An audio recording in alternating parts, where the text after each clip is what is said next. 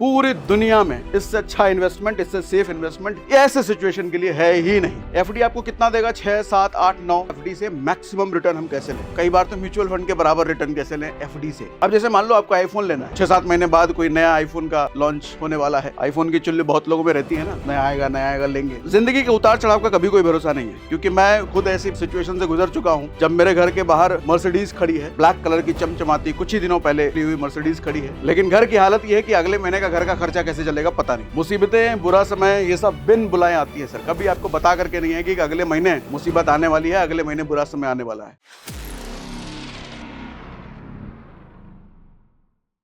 लोगों का अक्सर ये सवाल होता है कि अपना इन्वेस्टमेंट हम म्यूचुअल फंड में डालें, स्टॉक मार्केट में डालें, एफडी में डालें, प्रॉपर्टी में डालें, गोल्ड में डालें, पीपीएफ में डालें, पोस्ट ऑफिस में डालें, किसी को उठा करके दे दें, दान कर दें, किधर करें? तो इसका सिंपल सा फॉर्मूला ये है समझने का, अपने इन्वेस्टमेंट को ना सर 2 कैटेगरी में सबसे पहले डिवाइड करो। एक होता है सेफ इन्वेस्टमेंट, एक होता है रिस्क इन्वेस्टमेंट। बताता हूँ आगे। सबसे पहले एक फॉर्मूला होता है 100 माइनस एज, 100 माइनस एज, और जो बच गया वो पैसा रिस्क इन्वेस्टमेंट में जाएगा। मान लीजिए आपकी उम्र 30 साल है, तो 30 साल का मतलब 100 माइनस 30 इक्वल टू 70। तो ये 70 क्या आया? आपका 70% पैसा रिस्क की इन्वेस्टमेंट में जाना चाहिए, क्योंकि हमें पता है जहां रिस्क होगा वहां रिटर्न ज़्यादा मिलने की प्रोबेबिलिटी है। जैसे स्टॉक मार्केट हो गया, जैसे म्यूचुअल फंड हो गया, जैसे और भी कहीं हो गया। मतलब आपका पैसा रिस्क पर है। रिस्क कितना है नहीं है वो सब तो एनालिसिस का पार्ट है, लेकिन ये है कि आपको रिटर्न ज़्यादा मिलने की प्रोबेबिलिटी है उधर। लेकिन जो बैलेंस 30% बचा 70% का, मतलब 100 माइनस 30, 100 क्या है? 100 एक नंबर है, 100 बेसिकली इसलिए लिया है कि नॉर्मली 100 साल की एज माना गया है। आप इसको कम से भी डिवाइड करके चेक कर सकते हो, 90 से, 80 से, तो वहाँ 50-50 आ जाएगा। तो चलो इस फॉर्मूले के अकॉर्डिंग आपका 70% पैसा रिस्क इन्वेस्टमेंट में होना चाहिए, लेकिन 30% पैसा वहाँ होना चाहिए जहाँ रिस्क रत्ती भर भी नहीं है। हाँ, वहाँ रिटर्न थोड़ा कम होगा, लेकिन वहाँ होना चाहिए। अब सवाल उठता है कि अगर मेरे को ज़्यादा रिटर्न मिल सकता है रिस्क इन्वेस्टमेंट में, ठीक है, रिस्क के ऊपर, मैं सेफ इन्वेस्टमेंट में क्यों डालूं? कम रिटर्न क्यों लूं?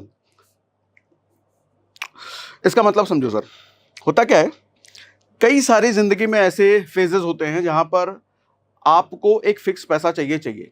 जैसे थोड़ा हल्के से शुरुआत करता हूं। हल्के से शुरुआत मतलब हल्के सिचुएशन से। मान लो ऐसा हो सकता है कि आपको 1 साल बाद बाइक लेनी है। 1 साल बाद बाइक लेनी है, आपको 2 लाख रुपए की बाइक लेनी है, और अभी आपके पास 1 लाख रुपए है। तो 1 लाख रुपए में आपकी वाली बाइक तो आएगी नहीं, क्योंकि आपकी बाइक 2 लाख रुपए की है। तो उस 1 लाख रुपए को क्या करोगे? बैंक में रखोगे या स्टॉक मार्केट में डाल दोगे, म्यूचुअल फंड में डाल दोगे? ना ना ना ना ना। तो वहाँ 1 लाख का आपका 10 लाख या 1 लाख का आपका 1,10,000, 1,20,000 बन सकता है, लेकिन चांसेस ये भी हैं कि वो 1,90,000 रह जाए, वो 1,80,000 रह जाए। तो 1 साल बाद के लिए आपने जो 1 लाख रुपए जमा करके रखा है कि 1 साल बाद आपको जरूरत पड़ेगी, वो तो पैसा तो घट गया। तो इसलिए ऐसी जगह डालो उस 1 लाख रुपए को, अगले साल आपको 1 लाख का पूरा 1 लाख मिले या फिर उससे प्लस में मिले। तो अगर ऐसी रिक्वायरमेंट है तो उस 1 लाख रुपए को डाल दो एफडी में। एफडी आपको कितना देगा? 6, 7, 8, 9। हम आज के सेशन में बात करेंगे एफडी से मैक्सिमम रिटर्न हम कैसे लें, और कई बार तो म्यूचुअल फंड के बराबर रिटर्न कैसे लें एफडी से। तो आज के सेशन में हम वही बात करने वाले हैं। बट उससे पहले हमें यह समझना है कि वो पैसा हमें डाल देना चाहिए एफडी में, ठीक है। अब जैसे मान लो आपको आईफोन लेना है, अब 6-7 महीने बाद कोई नया आईफोन का लॉन्च होने वाला है। आईफोन की चुल्ली बहुत लोगों में रहती है ना, नया आएगा लेंगे। तो अभी आपके पास 20, 30, 40 हज़ार जो भी है उसको डाल दो एफडी में। ऐसा कोई भी पैसा जो आपको थोड़े शॉर्ट टर्म बाद, 6 महीने बाद, साल भर बाद, 2 साल बाद जरूरत पड़ने वाला है, और एक थोड़ा अमाउंट है आपके पास, उसको डालना चाहिए आपको एफडी में। कभी भी रिस्क की जगह पर नहीं डालना चाहिए। चलो एक तो हल्का वाला एग्जाम्पल हो गया, थोड़ा भारी भरकम एग्जाम्पल लेते हैं, जो कि आजकल के यूथ उसके बारे में सोचते ही नहीं है। मैं कई बार एग्जाम्पल ले चुका हूँ, जिंदगी ना मिलेगी दोबारा फिल्म, ये जवानी है दीवानी जैसी फिल्में, जिसमें डायलॉग होता है कि जिंदगी सिर्फ आज में है, जितना पैसा है आज उड़ा डालो, कल किसने देखा है? लोन लेकर के इटली चले जाओ, पेरिस चले जाओ, कल का कोई भरोसा नहीं है। जिंदगी आज में तो है, लेकिन जिंदगी कल में भी है। कल ऐसा तो नहीं है मर जाओगे हैं, और अगर मान के बैठे हो कि जिंदगी का भरोसा नहीं, कल मर जाएंगे, बच गए तो कैसे जियोगे? पैसा कहाँ से आएगा? सोचना पड़ेगा ना उसका। तो जिंदगी के उतार चढ़ाव का कभी कोई भरोसा नहीं है, क्योंकि मैं खुद ऐसी सिचुएशन से गुजर चुका हूं जब मेरे घर के बाहर मर्सिडीज खड़ी है, ब्लैक कलर की चमचमाती, कुछ ही महीनों पहले ली हुई मर्सिडीज खड़ी है, लेकिन घर की हालत यह है कि अगले महीने का घर का खर्चा कैसे चलेगा पता नहीं। 60 लाख की मर्सिडीज बाहर खड़ी है घर की पार्किंग में, लेकिन अगले महीने का घर का खर्चा कैसे चलेगा ये पता नहीं। ऐसी सिचुएशन मैं देख चुका हूं। तो मेरे को समझ में आता है कि अब जब आपका बुरा समय आता है, जो कि बिन बुलाए आता है, मुसीबतें, बुरा समय, ये सब बिन बुलाए आती है सर। कभी आपको बता करके नहीं है कि अगले महीने मुसीबत आने वाली है, अगले महीने बुरा समय आने वाला है। तो ऐसे समय स्टॉक मार्केट और प्रॉपर्टी जैसी चीज़ें साथ नहीं देती। प्रॉपर्टी का तो खैर एक अलग खेल है, बेचने जाओगे तो भैया इमीडिएटली बिकेगा नहीं, 3 महीने बाद, 6 महीने बाद पता चला आपकी प्रॉपर्टी बिक रही है, तो तब तक तो पैसे की जरूरत है ना। और स्टॉक मार्केट में गए तो क्या पता स्टॉक मार्केट उस वक्त डाउन है, आपका म्यूचुअल फंड पोर्टफोलियो डाउन है, क्या करोगे फिर? दुनिया का एक ही ऐसा इन्वेस्टमेंट है जो उस वक्त साथ देता है पूरी दुनिया में। इससे अच्छा इन्वेस्टमेंट, इससे सेफ इन्वेस्टमेंट ऐसे सिचुएशन के लिए है ही नहीं, इसका कोई रिप्लेसमेंट है ही नहीं पूरी दुनिया में। वो इन्वेस्टमेंट है फिक्स्ड डिपॉजिट, एफडी। आज हम एफडी के बारे में सब कुछ बड़ा डिटेल में बात करने वाले हैं। कैसी एफडी होती है, कैसी करनी चाहिए, कैसे नहीं करनी चाहिए, कहां से करनी चाहिए, कितना मिलेगा, और अपने रिटर्न को मैक्सिमाइज कैसे करें, ज्यादा से ज्यादा हम कैसे लें, वो सब कुछ। ठीक है, आगे बढ़ो भैया। अच्छा, और हम साथ में ये भी बात करने वाले हैं कि नॉर्मल एफडी और बैंक एफडी। नॉर्मल एफडी अगर आप करते हो 5 लाख रुपए 5 साल के लिए, तो आपका रिटर्न बनता है लगभग 7,07,379 रुपए। लेकिन स्टेबल मनी एफडी अगर आप करते हो तो 5 लाख 5 साल के लिए लगभग बनेगा 7,80,000 रुपए, तकरीबन 70,000 रुपए का डिफरेंस अगर आप स्टेबल मनी के जरिए करते हो। स्टेबल मनी क्या है? हमारे आज के वीडियो के पार्टनर हैं स्टेबल मनी, जहां पर आप 200 से ज्यादा बैंकों का इंटरेस्ट रेट कैलकुलेट कर सकते हो, और महज 3 मिनट के अंदर आप अपनी एफडी बिना उस बैंक में अपना बैंक अकाउंट खुलवाए हुए बुक कर सकते हो। इसके बारे में डिटेल में हम अभी आगे बात करेंगे। कहाँ गया? आगे बढ़ जा भैया। हाँ, अच्छा, हम ये सब पॉइंटर्स आज कवर करने वाले हैं। रेलेवेंस ऑफ एफडी क्या है, एक्चुअल में जरूरत क्या है, how much is my FD, मतलब मेरा एफडी कितना है, चलो वो भी आज के सेशन में बताता हूं। बैड टाइम फंड और इमरजेंसी फंड, ये क्या होता है, इसमें एफडी कैसे हेल्प करता है। How to get highest return on FD more than normal ways, normally जो हम एफडी करते हैं जहां भी जिस भी बैंक में, उससे ज्यादा रिटर्न हम कैसे ले सकते हैं, वो आज हम बात करेंगे। टाइप ऑफ एफडी, ये तो बहुत बहुत इंपॉर्टेंट है। लोगों को पता ही नहीं कितने टाइप की एफडी होते हैं। ज्यादातर लोगों को तो आज भी ये नहीं पता है कि एफडी के क्या फायदे हैं। एफडी में सिंपल इंटरेस्ट मिलता है या कंपाउंडिंग इंटरेस्ट मिलता है, किस तरह के एफडी में सिंपल मिलता है, किस तरह के एफडी में कंपाउंडिंग मिलता है, कहां पर आपको ज्यादा ब्याज मिल सकता है। सेम तरह का एफडी है, सेम बैंक है, सब कुछ सेम है, लेकिन उसी में कुछ टाइप चूज करने से आपका रिटर्न ज्यादा मिल जाता है और कुछ ना चूज करने से रिटर्न कम मिल जाता है। वो सब बताऊंगा अभी। बड़े बैंक में एफडी करें या छोटे बैंक में एफडी करें या फिर अपने बैंक में एफडी करें, या अपना बैंक क्या है वो भी बताऊंगा। Maximise return using FD laddering, FD laddering का एक कॉन्सेप्ट होता है जिसकी वजह से आप अपने एफडी के रिटर्न को और बढ़ा सकते हो। अच्छा, सबसे पहले एफडी होता क्या है, मेरी आवाज क्लियर है ना? आवाज क्लियर है, ठीक है। एफडी होता क्या है सर? एफडी का मतलब होता है फिक्स्ड डिपॉजिट, एक ऐसा डिपॉजिट जो कि फिक्स कर दिया आपने। आपका से 1 लाख रुपए है, 50,000 रुपए है, 10,000 रुपए है, 5,000 रुपए है, आपने कहीं डाला और डालते वक्त ही आपको रिटर्न रेट बता दिया गया, 7%, 8%, 9%, कितना भी। और चाहे भूकंप आ जाए, भूचाल आ जाए, इकोनॉमी बर्बाद हो जाए, आपका अगर आपको कमिट किया गया है 7.2 या 8.2 या 9.2, जो आज हम बात करेंगे मैक्सिमम कैसे लें, तो वो 9.2 अगर कमिट किया गया है तो 9.1 नहीं होगा कभी भी, किसी भी सिचुएशन में। चाहे भूकंप आए, भूचाल आए, बर्बाद हो जाए, कुछ भी का मतलब कुछ भी आ जाए, ये गारंटी आपको रिस्की इन्वेस्टमेंट वाले जितने भी जगह होते हैं, जैसे स्टॉक मार्केट सबसे पॉपुलर, सबसे फेमस, जिसके बारे में बहुत बात करते हैं, कभी नहीं हो सकता।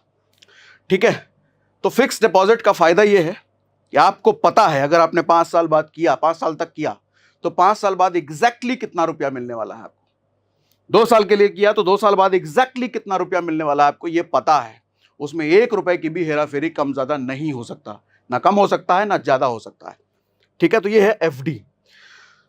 और एफडी पर हम हिंदुस्तानियों का भरोसा सबसे ज्यादा शुरुआत से रहा है, क्योंकि हम ज्यादा रिटर्न पाने से ज्यादा इस बात की अपेक्षा रखते हैं कि जो हमारा पैसा जहां लग रहा है, जहां इन्वेस्ट हो रहा है, वो सेफ होना चाहिए।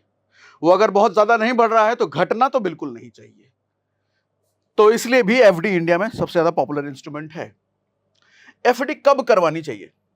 एक बात समझिएगा, मैंने यहां लिखा है लोगों के पास जब पैसा होता है तब इन्वेस्ट करते हैं, और मैंने लिखा रॉन्ग। इन्वेस्टमेंट कब करनी चाहिए? जब पैसा हो, नहीं ना? तब इन्वेस्ट नहीं करना चाहिए जब पैसा हो। दरअसल जब इन्वेस्टमेंट का मौका हो तब इन्वेस्टमेंट करना चाहिए, और जब तक इन्वेस्टमेंट का मौका नहीं बन रहा तब तक अपने पैसे को अपने ही पास रखो। अच्छा, अपने ही पास रखो मतलब समझाता हूं एग्जांपल से। मान लो आप स्टॉक मार्केट में इन्वेस्ट करने का प्लान कर रहे हो, और स्टॉक मार्केट अभी देख रहे हो कि बहुत बढ़िया ऑलरेडी पीक पर चल रहा है, तो ये समय तो है नहीं डालने का, आप गिरने का वेट करोगे। अब गिरने का वेट करोगे, आपको पता नहीं कब गिरेगा, 3 महीने ले, 6 महीने ले, साल ले, पता नहीं, तो क्या करोगे? उस पैसे को बैंक में रखोगे। अगर सेविंग में रखोगे तो सेविंग में मिलेगा 3%, इन्फ्लेशन ही चल रहा है 6% 7%, तो आपके पैसे को तो जंग लग रहा है, आपका पैसा दिन ब दिन घट रहा है। अगर सेविंग अकाउंट में है तो उधर तो रखने का ही नहीं। क्या करें फिर? ऐसी जगह पे रखें जहां मेरा पैसा सेफ हो, और अगर 3 महीने बाद, 3 महीने 15 दिन बाद मेरे को पैसा चाहिए तो मेरा पैसा बढ़ा हुआ मुझे मिले, या उतना तो कम से कम मिले। एफडी के अलावा कोई रिप्लेसमेंट ही नहीं है इसका। FD is the only instrument. ठीक है, आपको पता चले 2 साल बाद कोई जमीन खरीदनी है, जमीन का तलाश चल रहा है, जमीन लेना है भैया, पैसा लेके बैठे हैं पास में, कहाँ रखोगे पैसे को? स्टॉक मार्केट में नहीं रख सकते, क्योंकि 3 महीने बाद अगर जरूरत पड़ी तो गिरा हुआ मिले तो। FD is the only way, सिर्फ वहीं रख सकते हो और कहीं नहीं रख सकते। ठीक है, तो इन्वेस्टमेंट कब करनी चाहिए? लॉन्ग टर्म इन्वेस्टमेंट जब आपके पास मौका हो, और जब तक मौका नहीं बन रहा उस पैसे को कहाँ रखोगे? एफडी। ठीक है, तो एफडी इसलिए करनी चाहिए भैया। और इमरजेंसी फंड की भी जो बात कर रहा था मैं, उससे पहले एक और चीज समझिए। चलो आगे बताता हूं, पहले ये चीज समझा देता हूं। Type of FD. एक एफडी होता है इंटरेस्ट क्रेडिट एफडी। क्या होता है? जब आप चुनते हो ना तो उसमें ऐसे ही टर्मिनोलॉजी देखो अलग अलग हो सकती है। किसी में लिखा गया इंटरेस्ट क्रेडिट एफडी, किसी में लिखेगा सिंपल एफडी, किसी में कुछ और लिख देगा, बट मिलता जुलता टर्म होगा। सिंपल इंटरेस्ट क्रेडिट एफडी क्या होता है? मान लो आपने 1 लाख रुपए की एफडी करी। मान लो आपने कितने की करी? 1 लाख रुपए की एफडी करी, और 1 साल बाद मान लेते हैं हम 9% रिटर्न मिलने वाला था, तो 1,09,000 रुपए अगले साल आपको मिलने वाला था। अब अगले साल वो जो 9% है, वो जो 9,000 रुपए एक्स्ट्रा बना आपका, इस पर 9,000 रुपए जो एक्स्ट्रा बना आपका, वो 9,000 रुपए खट से निकल करके आपके बैंक अकाउंट में आ जाए, आपके सेविंग अकाउंट में, और 1 लाख वहीं का वहीं पड़ा रहे, दोबारा एफडी में पड़ा रहे। अगले साल फिर से 9,000 रुपए और बढ़ जाएगा, वो जो अगले साल फिर से नया 9,000 आया वो निकल के आपके बैंक अकाउंट में, और 1 लाख वहीं पड़ा रहे। फिर तीसरे साल फिर 9,000 एक्स्ट्रा बना, वो 9,000 निकल के आपके बैंक में आ जाए, और 1 लाख वहीं एफडी में पड़ा रहे। इससे हो क्या रहा है? इसको बोलते हैं सिंपल इंटरेस्ट, जो सबसे खराब इंटरेस्ट है। ऐसी इन्वेस्टमेंट नहीं करनी चाहिए, ऐसी एफडी आपको नहीं करनी चाहिए, अवॉइड करना चाहिए ऐसी एफडी। क्यों? क्योंकि होता क्या है सर, ये 9,000 रुपए जब निकल के आपके बैंक में आ जा रहा है, इस 9,000 रुपए को कंपाउंड होने का मौका ही नहीं मिला। सिंपल इंटरेस्ट और कंपाउंड इंटरेस्ट का मतलब हमने कई बार बात करा है ना। कंपाउंड इंटरेस्ट क्या होता है? आपका 1 लाख और आपका 1 लाख अगले साल 1,09,000 बना।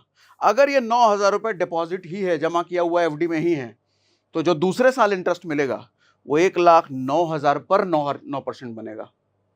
फिर जो तीसरे साल इंटरेस्ट बनेगा वो 1,09,000 के कंबाइनेशन से जितना पैसा बना उस पर इंटरेस्ट बनेगा। और ये कंपाउंडिंग लंबे समय में इतना बड़ा बन के निकलता है कि आपको उसका अंदाजा लगा ही नहीं सकते आप। तो इसीलिए कभी भी ये वाला काम मत कीजिए कि आपका जो इंटरेस्ट वाला पार्ट बन रहा है उसको बैंक में ले लीजिए। इसको कच्चा लालच बोलते हैं, और कच्चा लालची आदमी कभी बड़ा पैसा नहीं बना सकता कि हर 6 महीने में या हर साल में मेरे को वो इंटरेस्ट पार्ट मेरे बैंक में मिल जाए। ऐसा नहीं करना, बड़ा पैसा नहीं बन सकता कभी भी। कंपाउंडिंग जब तक नहीं है बड़ा पैसा कभी बन ही नहीं सकता। सिंपल इंटरेस्ट वाला एफडी नहीं लेना, मत करना। ये ऑप्शन मिलता है आपको एफडी करते वक्त, लेकिन ये नहीं करना बिल्कुल भी।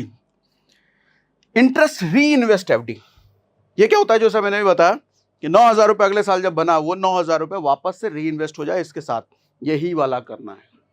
कंपाउंडिंग एफडी इसको कहते हैं और हमारे को यही वाला करना है। इसके अलावा और क्या क्या होता है?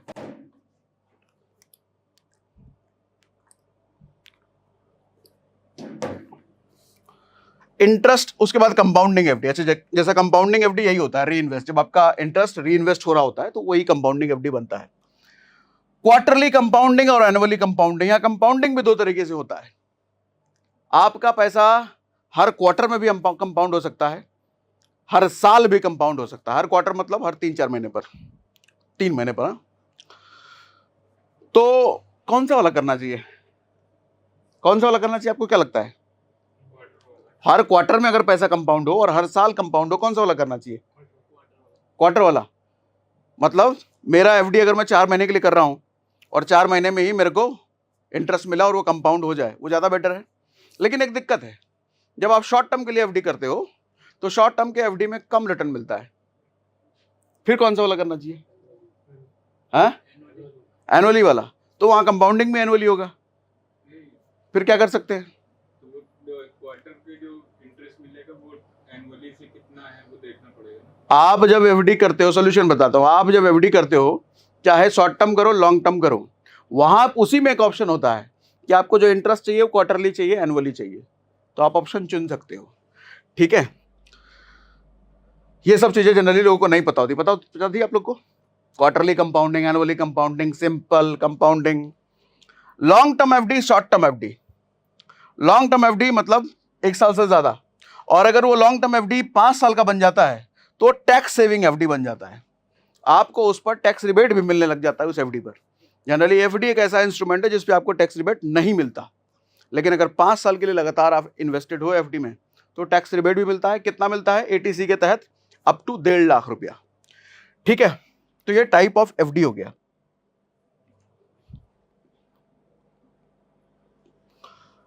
Maximising return using FD ladder. FD ladder क्या होता है भैया? एफडी लैडर समझो अब क्या होता है। मान लो आपको 5 लाख रुपए की एफडी करनी है, तो आप क्या करोगे? कोई बैंक चुनोगे, इंटरेस्ट रेट देखोगे और उसमें जाकर के इन्वेस्ट कर दोगे? नहीं करना है, गलत तरीका है। आप एक काम करो, 5 लाख की एफडी के लिए 1-1 लाख की 5 एफडी बनाओ। 1-1 लाख की 5 एफडी बनाओ, 5 एफडी। और पहला एफडी जो बनाओ उसको रखो 5 साल के लिए, उसका ड्यूरेशन 5 साल के लिए। जो अगला एफडी 1 लाख का बनाओ उसका ड्यूरेशन रखो 4 ही साल के लिए। तीसरा एफडी बनाओ उसका 3 ही साल के लिए, उसका फिर 2 ही साल के लिए, उसका 1 ही साल के लिए। इसका जस्ट अपोजिट भी आप कर सकते हो। पहला एफडी 1 साल के लिए, दूसरा 2 साल, तीसरा 3 साल।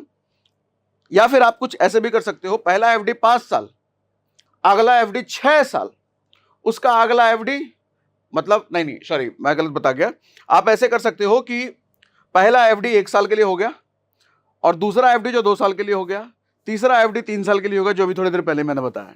तो कुल मिलाकर बात यह है कि हर साल कोई ना कोई आपका एफडी मैच्योर हो रहा होगा, और हर साल उस मैच्योर्ड एफडी को आप री इन्वेस्ट कर रहे होगे, तो जिसकी वजह से आप देखोगे पूरा जब 5 साल 6 साल बाद आप देखोगे तो रिटर्न आपका ज्यादा बन रहा होगा, अगर आप एफडी लैडरिंग इस तरह के कॉन्सेप्ट से एफडी करते हो। जरूरी नहीं है 5 लाख का एफडी, हो सकता है आपको 1 ही लाख का एफडी करना है, तो 1 ही लाख के एफडी के लिए आप चाहो तो 5 पार्ट बना सकते हो या 3 पार्ट बना सकते हो, वो आपकी मर्जी है। ठीक है, ये होता है एफडी लैडरिंग। अगला, हाँ, बड़े बैंक में करें, छोटे बैंक में करें या अपने बैंक में करें। अपने बैंक का मतलब मेरा जिस बैंक में अकाउंट है वो मेरा अपना बैंक। मेरा अकाउंट एचडीएफसी में हो सकता है, आईसीआईसीआई में हो सकता है, एसबीआई में हो सकता है, किसी में भी हो सकता है। नॉर्मली हम एफडी करते हैं तो किस बैंक में करते हैं? आप लोग बताओ, किस बैंक में करते हैं? जिसमें अकाउंट होता है उसी में करते हैं, या ढूंढ करके ऐसा बैंक ढूंढते हैं जहां इंटरेस्ट रेट सबसे ज़्यादा मिल रहा हो वहां जाकर के एफडी करते हैं? ऐसा करते हैं क्या? नॉर्मली ऐसा नहीं करते हैं। नॉर्मली ऐसा ही करते हैं कि मेरा जिस बैंक में है उसमें कितना मिल रहा है, या अगर हम देखते हैं, अगर हम ज़्यादा लालची हैं, एम्बिशियस कहने का मतलब जिस बैंक में ज़्यादा मिलता है वहाँ अकाउंट खुलवा लेते हैं कि भैया उसमें तो ज़्यादा मिलते रहता है, उसी में खुलवा लो, उसी में एफडी किया करेंगे। क्या कभी ऐसा करते हो कि ऐसा बैंक ढूंढो, कोई ऐसा तरीका आपको मिल जाए जिस पर पूरे भारत में सबसे ज़्यादा किस पर इंटरेस्ट मिल रहा है वो आपको मिल जाए, और वो हो सकता है छोटा बैंक हो सकता है स्मॉल फाइनेंस बैंक हो। तो स्मॉल फाइनेंस बैंक में जनरली हम जाते नहीं हैं क्योंकि हमें डर रहता है, अरे बंद हो गई तो, भाग गई तो है। अब आपको एक तरीका बताता हूं। एक कहाँ गया ये,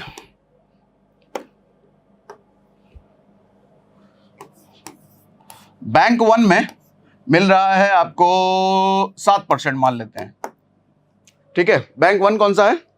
बड़ा बैंक, SBI, SDFC, ICICI, ये सब। बैंक 2 जो कि एक स्मॉल फाइनेंस बैंक है जिस पर हमें पैसा रखने में डर लगता है, उस पे मिल रहा है 9%, ठीक है। अच्छा, आपका यहां अकाउंट भी है, आप किस में पैसा रखना चाहोगे? ऑब्वियस सी बात है, इसमें रखना चाहोगे। ऐसा है क्या? ऐसा ही करना चाहोगे? यहां 9 मिल रहा है, इस पे करेंगे क्या? नहीं करेंगे, डर लग रहा है। और आपको कितने की एफडी करनी है? आपको करनी है 2 लाख रुपए की एफडी, ठीक है। हम इसी में करेंगे ना, मैक्सिमम लोग इसी में जाएंगे ना, क्योंकि यहां खतरा दिख रहा है। एक बात समझो, लोगों को यह भी नहीं पता होता है कि आपका 5 लाख रुपया इंश्योर्ड होता है आरबीआई के थ्रू। कल को ये या ये दोनों के साथ कुछ भी होता है, ये निकल गए, भाग गए, कुछ भी हुआ, तो आपका 5 लाख रुपए आरबीआई देगी।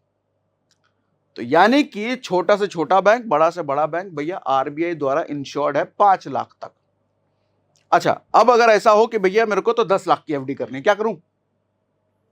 इसमें तो 5 लाख इंश्योर्ड है और इसमें ज्यादा भी मिल रहा है। तो एक रूल ये है कि पर यूजर 5 लाख इंश्योर्ड होता है।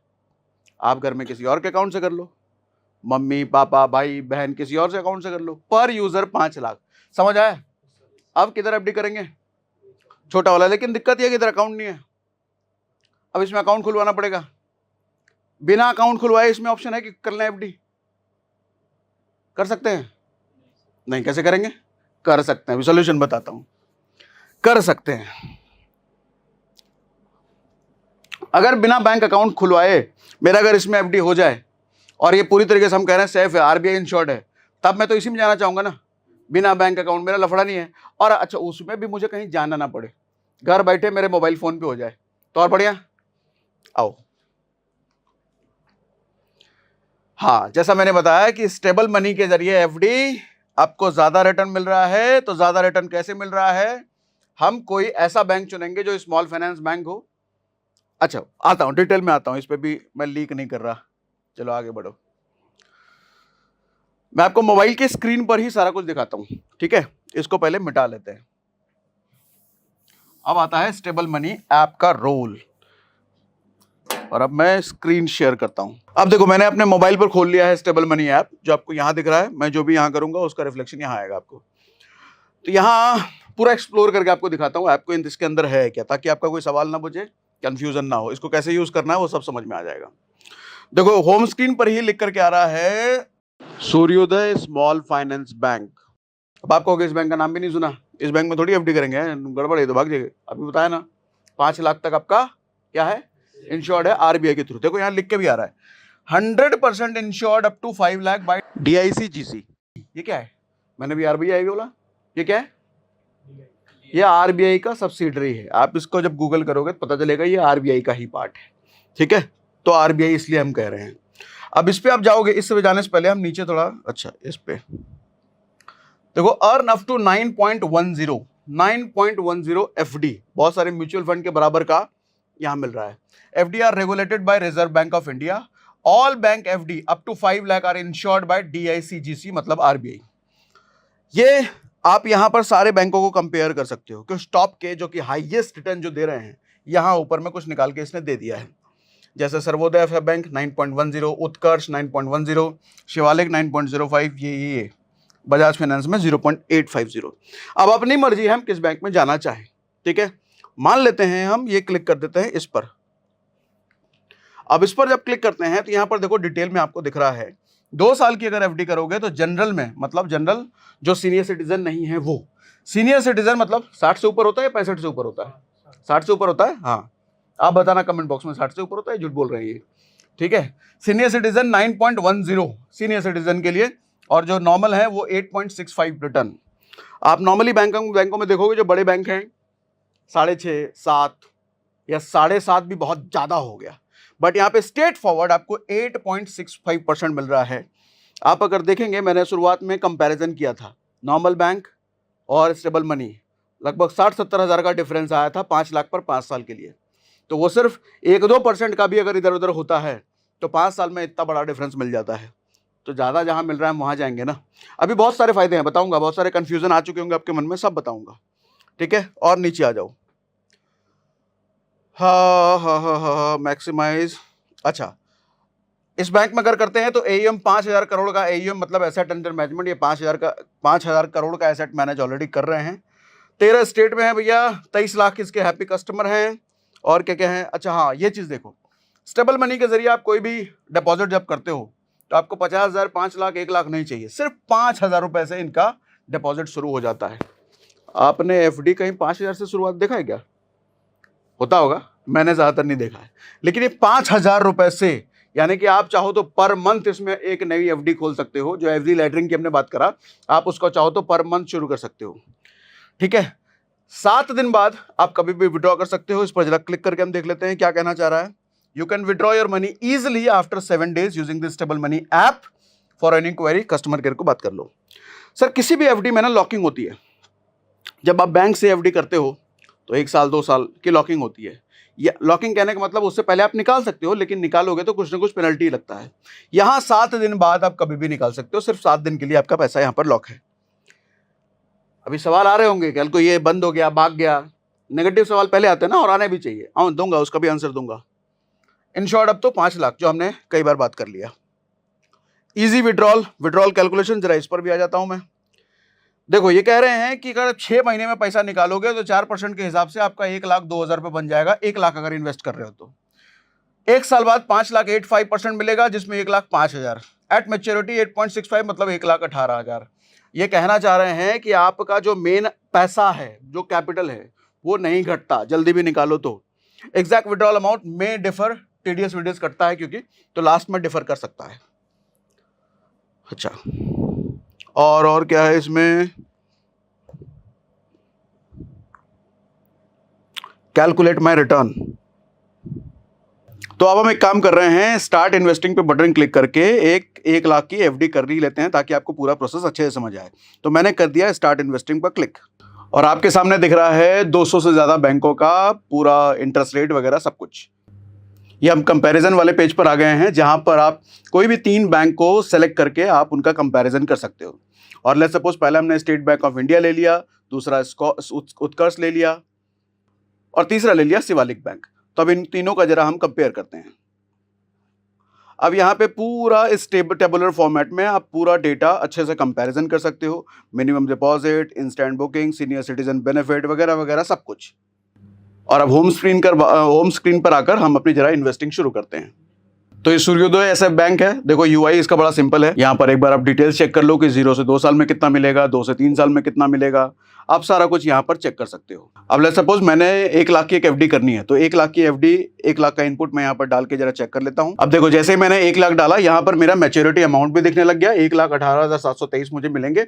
गेन टोटल इसने बताया कि 18,723 का गेन है। अच्छा, यहाँ पर वेरीफाई आधार करने के लिए आपको बोलेगा आपका आधार वेरीफाई होना जरूरी है, तभी ये आप एफडी कर पाओगे।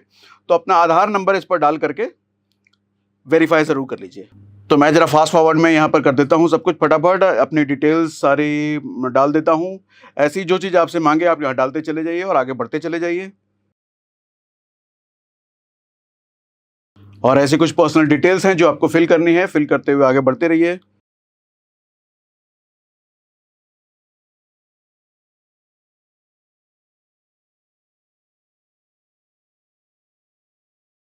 अब मैं कंटिन्यू बटन पर क्लिक कर लेता हूं। ये विड्रॉल बैंक ऐड करने के लिए कह रहा है कि जब आपको पैसे विड्रॉ करने हो तो कौन से बैंक में विड्रॉ करना है वो ज़रूर ऐड कर दीजिए। हाँ, अब यहाँ से हमें पैसे ऐड करने हैं तो अपना बैंक चुन लीजिए। ये फाइनली हमारा एफडी हो गया सक्सेसफुल, 1 लाख रुपए की एफडी। सो मुबारक हो, और वो भी 3 मिनट में। तो ये थी all about stable money. Stable money download करने का लिंक हमने डिस्क्रिप्शन और पिन कमेंट में दे दिया है। और हाँ, उस लिंक का इस्तेमाल करके अगर आप डाउनलोड करते हो और मिनिमम 5,000 रुपए की एफडी बुक करते हो तो आपको 200 रुपए का कैशबैक भी मिलता है। कुछ पॉइंटर्स और रिपीट कर देता हूँ। स्टेबल मनी इज 100% ऑनलाइन, और बेस्ट पार्ट ये है कि आपको बैंक अकाउंट खुलवाने की जरूरत नहीं पड़ती। बिना बैंक अकाउंट खुलवाए आप किसी भी, जो भी यहाँ पे 200 से ज़्यादा बैंक हैं, उसमें एफडी कर सकते हैं। अगला सवाल है, why should you trust stable money. देखिए, होता ये है कि अभी तक बहुत सवाल ये चल रहा होगा कि स्टेबल मनी में हम जो एफडी कर रहे हैं, मेरे पैसे की सेफ्टी सिक्योरिटी क्या है। कल को एफडी स्टेबल मनी को कुछ हो गया, बंद हो गया, तो मेरा पैसा किधर। देखो, होता क्या है, स्टेबल मनी सिर्फ एक गेटवे है। आपका पैसा स्टेबल मनी के पास गया ही नहीं, आपका पैसा स्टेबल मनी ऐप के जरिए उस बैंक तक पहुंचा, जो भी बैंक आपने चूज करा। एफडी वहां हुआ। जैसे ही आप देखोगे आपका एफडी बुक हो जाता है, उस बैंक से आपको ईमेल कंफर्मेशन भी आता है कि उस बैंक में आपका एफडी हो गया है। तो कल को स्टेबल मनी रहे या ना रहे, आपका उस बैंक से रिलेशन है, स्टेबल मनी से जरिए नहीं। हाँ, ये जरूर है कि आप अपना एफडी ब्रेक कर सकते हो स्टेबल मनी ऐप के जरिए, और आपका कैलकुलेट रिटर्न वगैरह सब कुछ कर सकते हो। कल को स्टेबल मनी नहीं भी रहा तो भी आपका रिश्ता बैंक के साथ बरकरार है। ठीक है, अगला एक सवाल ये हो सकता है कि safety about money in small finance bank. ये मैं कई बार बोल चुका हूं कि आपका 5 लाख तक इंश्योर्ड है आरबीआई के थ्रू। 5 लाख से ज्यादा की एफडी करनी है तो मैं तो रिकमेंड करूंगा अलग अलग यूजर बना करके कर लो, वो ज्यादा अच्छा है। ठीक है, कंपेयर इंटरेस्ट रेट ऑफ 200 ज्यादा bank and NBFC on stable money app. 200 ज्यादा बैंकों का कलेक्शन आपको एक ही जगह पर, आप मोबाइल फोन की स्क्रीन पर आप देख पाते हो। ठीक है, तो इट्स ऑल अबाउट एफडी। कोई सवाल बचता है तो कमेंट बॉक्स में हमें लिख के बताइए। और सेशन में मजा आया, स्टेबल मनी के बारे में कुछ नया समझ में आया तो कमेंट बॉक्स में लिख के हमें वही बताइए। अगेन, लिंक हमने डिस्क्रिप्शन और पिन कमेंट में दे दिया है। 200 रुपए का कैशबैक भी मिलेगा अगर उस लिंक से 5,000 से ज्यादा की एफडी करते हैं तो।